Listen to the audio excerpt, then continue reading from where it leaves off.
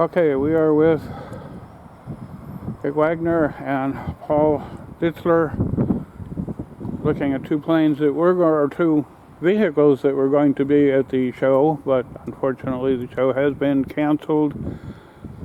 However, they still want to show their stuff off, so anyways. Okay, Paul, you want to tell us about your airplane? This is Fisher Flying Products Dakota Hawk. It's a plans-built airplane. Fisher Flying has mostly ultralight aircraft, a 202, a 303. They have a two-place Koala, a little biplane called a Celebrity. But this was their first two-place kind of light sport category airplane. There's all kinds of different engines that people put on this, from the Rotax 503 on up to the 912, which is what this has. And also a lot of people are flying with the Continental 85 horse. I have the Rotax 912S in this, the 100 horsepower. This airplane was built from plans. It's an all-wood airplane. One of the unique things about building experimental is that if you get a sound airplane to work with, cosmetically you can do what you want. So I did make some changes on this. There was some fiberglass work, the cowl and the wingtips, and a few things like that I added. I didn't make any real changes to the structure of the airplane, but just added some touches that made it my own. And what is special about the Dakota Hawk? Well, honestly, when in looking for an airplane, this was not one of the airplanes on the list. You know, I looked at Kit Fox's and the Rand's S6 and S7, and some of those other airplanes. They're quite a bit more pricey to build, a little bit easier to build them from the kits. But I have a lot of experience with radio control modeling since I was just a little kid. I've been involved with some kit builds. I built a Kit Fox with an EAA chapter, restored a Piper Cub, and also built a Kolb Mark III Extra.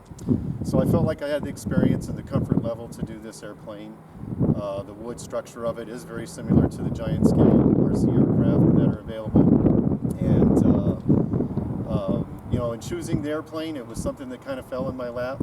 Somebody had started the project. And they pretty much gave it to me. As with all, you know, that proverbial good deal that you get, I had to pretty much rebuild everything that was started. At least I had all the hardware, the canopy or the windshield, and the fuel tanks. So from there on, it was pretty easy to complete.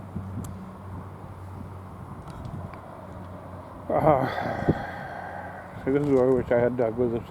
He's great at interviewing. I'm not too bad with the camera. Okay.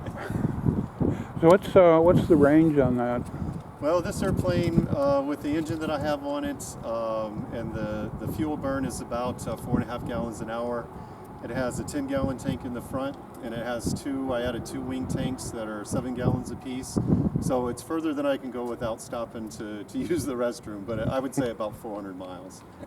Cool. And it takes off in a fairly short. Yeah, I haven't measured it out. I was trying to use the stripes on the runway to figure it out, and it's about 300 feet with just by myself in it. Initial climb is about 1,200 feet per minute, and it's cruising a little faster than I expected. Anywhere between 100 and 110 miles an hour at 5,300 RPM. That's normal for these engines. That scares a lot of people that fly Lycomings and Continentals. But that's where it really likes to sit, is in the upper 5,000 range.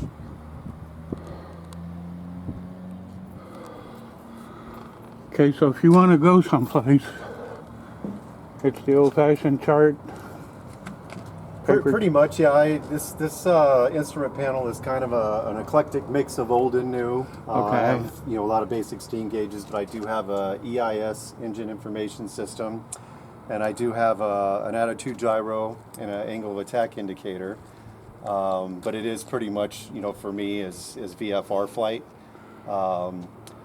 You know, the airplane's just about ideal for myself and my wife and an overnight bag to go somewhere. But beyond that, I don't really have any plans to take it to Florida or anywhere like that. So I'm, you know, right now going through the flight test cards, and I've got 16 hours on it.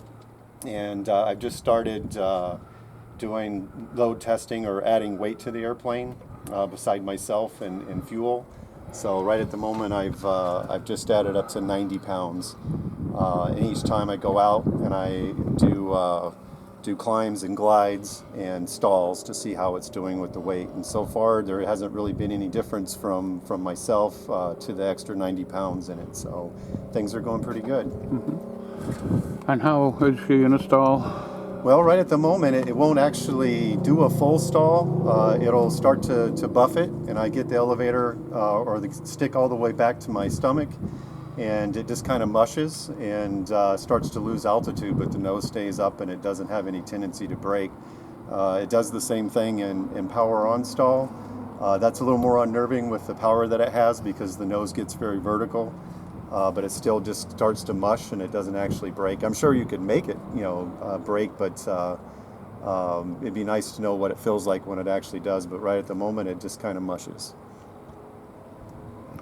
So almost vertical, is it aerobatic qualified or? No, it's not. No. It is, the wing has been stress tested by the factory to 5.6 positive Gs and 2.2 negative Gs, but it does not, I suppose that it probably could do some mild aerobatics, but that's not something that I'm ready to find out right now. Right. I don't blame you. Yeah. Alrighty. Anything else you'd like to tell us about this plane? Well, like I kind of mentioned before, the unique thing for me about experimental is that you can do your own touches. So, the key big changes were the cowling that I molded kind of specifically to suit my engine. Which was almost a 2-year project from making the plug to doing the fiberglass work. And then also I molded wingtips for it. The original design just had a very, very shallow tip bow. And I didn't like the way that it looked with the fabric pulled to it, so I kind of created my own wingtips. With airplanes at this kind of a cruise speed, the design of the tip really doesn't have that much effect on flight. It was just more about aesthetics. Very easy airplane to build. Both kind of a blessing and a curse. The landing gear are completely bolted together. There's no welding. Makes it very easy to do, but I kind of compare it to an erector set back when you were a kid where you bolt everything together. So it remains to be seen how that's going to hold up over time, but it was very easy to put together. It has a Cub style tail wheel,